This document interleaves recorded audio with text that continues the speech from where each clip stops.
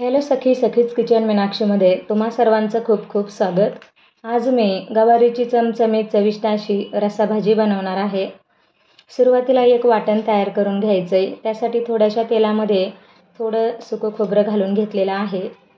खोबरं परतत असतानाच यामध्ये थोडेसे शेंगदाणे घालून घ्यायचे.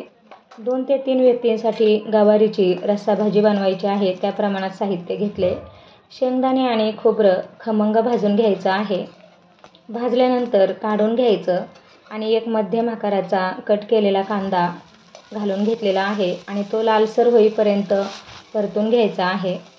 कांदा लालसर झाला की चांगला सॉफ्ट झाला की त्यामध्ये आलं आणि लसूण घालून घ्यायचं आहे आणि थोडीशी कोथिंबीर घालून पुन्हा परतून घ्यायचं आहे आणि सगळं साहित्य एकत्रित करून पाणी घालून जितकं बारीक वाटता येईल तितकं बारीक वाटून घ्यायचं. त्याच कढईत पुन्हा तेल घालून घेतलेलं आहे. तेल चांगलं तापलं की राई जिरं घालून घ्यायचं. थोडीशी हळद घालून घ्यायची.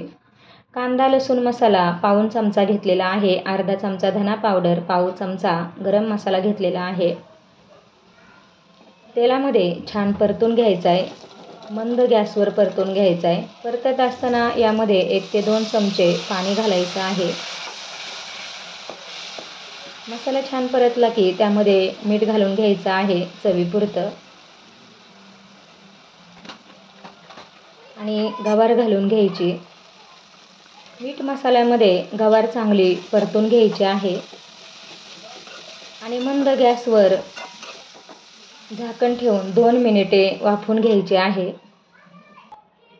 2 मिनिटानंतर गवार चांगली खालीवर करायची आहे आणि बारीक वाटलेलं वाटण जे आहे ते घालून घ्यायचं. वाटणामध्ये गवार चांगली परतून घ्यायची आहे. चांगली एकजीव करून घ्यायची आणि 2 ते 3 मिनिटे मंद गॅसवर झाकण ठेवून वाफवून घ्यायचे आहे. आता हे पुन्हा चांगलं परतून घ्यायचं आहे. गवार आणि मसाला छान परतला जातो. गवारसुद्धा सॉफ्ट होते. अशा पद्धतीने जर गवारीची भाजी तुम्ही बनवली तर अतिशय छान लागते. आता यामध्ये पाणी घालून घ्यायचं आहे आणि या भाजीमध्ये पाणी बेतानेच घालायचं. गवारीची रस्सा भाजी खूप पातळ नाही करायची, थोडी दाटसरच ठेवायची आहे.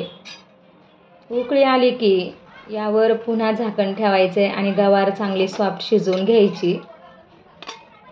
गवार चांगली अगोदरच फ्राय केल्यामुळे लवकर शिजते, जास्त वेळ लागत नाही.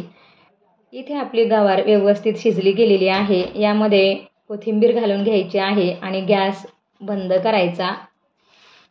अशा पद्धतीने केलेली गवारीची रस्सा भाजी ज्वारी बाजरीच्या भाकरीसोबत अतिशय छान लागते. नुसत्या वासानेच भूक लागते. तुम्ही नक्की अशी भाजी बनवून बघा. कमेंटमध्ये कशी झाली ते सांगा आणि आपल्या सखीज किचन मीनाक्षी या चॅनलला अजून सबस्क्राईब केलं नसेल तर प्लीज लाईक, शेअर आणि सबस्क्राईब करा. बाजूलाच बेल आयकॉन असते तीसुद्धा प्रेस करा. थँक्यू. बाय.